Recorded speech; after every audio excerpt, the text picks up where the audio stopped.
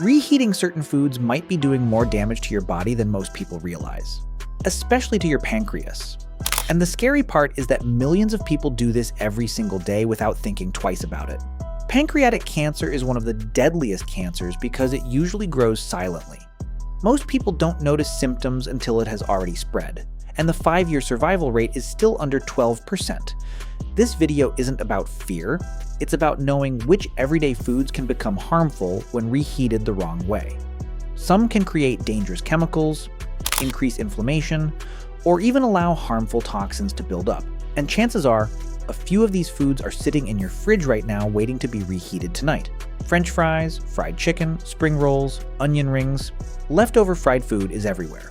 Most people simply toss it into the microwave or throw it back into a pan with fresh oil to make it crispy again.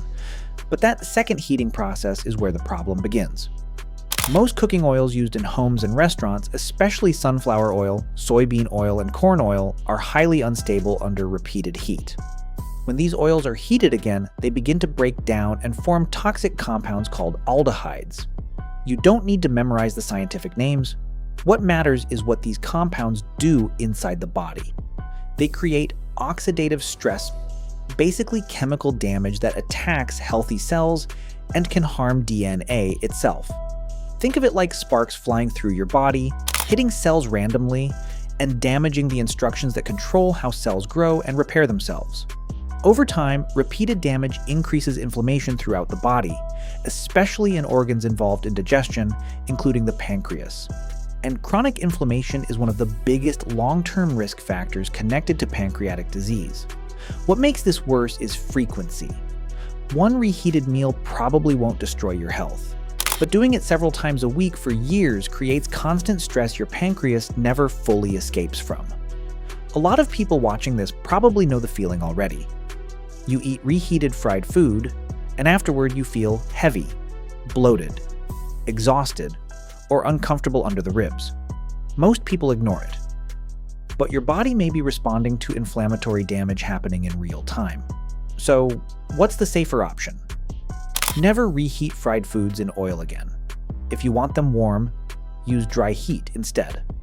An oven or air fryer works much better because it restores texture without adding another layer of oxidized oil. And if possible, avoid reusing frying oil entirely. Once oil has been heavily heated, its chemical stability changes dramatically. Now get ready because the second food on this list surprises almost everyone. Leafy greens. Spinach, kale, arugula, Swiss chard. Foods that health experts constantly recommend. Fresh greens are incredibly healthy. The problem starts after they're cooked, stored, and reheated. Here's why. Leafy greens naturally contain compounds called nitrates. Fresh nitrates are harmless, but after cooked greens sit in the refrigerator, bacteria begin converting those nitrates into nitrites. Then, when the vegetables are reheated again, those nitrites can react with proteins and amino acids to form compounds called nitrosamines. And nitrosamines are the real concern. Multiple health organizations and cancer researchers have studied nitrosamines because they are considered potentially carcinogenic, meaning they may increase cancer risk over time. These compounds can damage DNA directly, interfering with the body's normal repair systems. Now imagine this happening repeatedly over years. Leftover spinach reheated Monday, kale reheated Wednesday, greens microwaved again and again every week. The pancreas becomes part of the body's constant detoxification and inflammatory response, forcing it to deal with chemical stress repeatedly. And again, pancreatic damage often happens silently. The easiest fix is simple. If you cook leafy greens, try eating leftovers cold instead of reheating them. Add cold spinach to wraps, salads, grain bowls, or sandwiches. Or, better yet, cook only the amount you plan to eat immediately. Because every additional heating cycle increases the chemical changes happening inside those vegetables. Now let's move to food number 3. And honestly, this one may be the most dangerous because almost every household does it. Rice. Rice seems harmless. People meal prep huge batches all the time, then reheat portions throughout the week. But hidden inside uncooked rice is a bacterium called Bacillus cereus. Cooking destroys the active bacteria, but not the spores. These spores survive boiling temperatures and stay dormant inside cooked rice. Then, as rice cools slowly on the counter, the spores wake up, multiply, and begin producing toxins. Here's the scary part. Some of those toxins survive reheating. That means you can microwave the rice until it's steaming hot, kill the bacteria themselves, and still consume toxins already produced during storage. And repeated low-level exposure to these toxins may contribute to ongoing gut inflammation. Scientists now understand that the gut and pancreas are closely connected through what's called the gut-pancreas axis. Chronic inflammation in the digestive system can influence inflammation in the pancreas as well.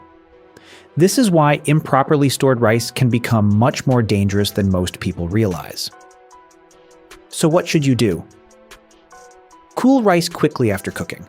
Don't leave it sitting out for hours. Store it in shallow containers so it cools faster. Refrigerate it within 1 hour whenever possible. And ideally, eat reheated rice within 24 hours. Also, never keep reheating the same batch repeatedly over several days. Now let's talk about chicken, because this mistake happens in millions of kitchens every day. You cook chicken perfectly, refrigerate the leftovers, then microwave them the next day and assume they're safe because the outside feels hot. But microwaves heat unevenly, creating hidden cold spots where bacteria like salmonella can survive. And repeated low-level exposure doesn't always cause dramatic food poisoning. Sometimes it quietly creates ongoing inflammation that can stress the pancreas over time. The safer option is even heating. Use an oven, cover the chicken with foil, and heat it slowly so every part reaches a safe temperature. Or, better yet, eat leftover chicken cold in salads, wraps, or sandwiches and avoid reheating risks completely. Now we've reached the final food, potatoes. And surprisingly, reheating them can create two problems at once. When potatoes are fried or roasted at high heat, they form acrylamide, a chemical linked to cancer risk. Reheating them makes it worse because the potato surface dries out, creating even more favorable conditions for acrylamide formation. But that's not the only issue. Cold potatoes naturally develop resistant starch, which helps control blood sugar and supports gut health. The moment you blast them with high heat again, much of that benefit disappears, causing faster blood sugar spikes and forcing your pancreas to work harder. That's why cold potatoes or gently warmed leftovers are a much safer option than refrying them. Before this video ends, remember this. If you've been doing these habits for years, it does not mean your future is ruined. The body can recover, inflammation can decrease, and better daily choices truly matter. This is about awareness, not fear. So keep it simple. Reheat fried foods with dry heat, eat leafy greens cold when possible, cool rice quickly, heat chicken evenly, and avoid blasting potatoes with high heat again. Your pancreas works silently for you every single day. Start protecting it now, while you still can. If this video helped you, share it with someone you care about. Like the video, subscribe, and I'll see you in the next one.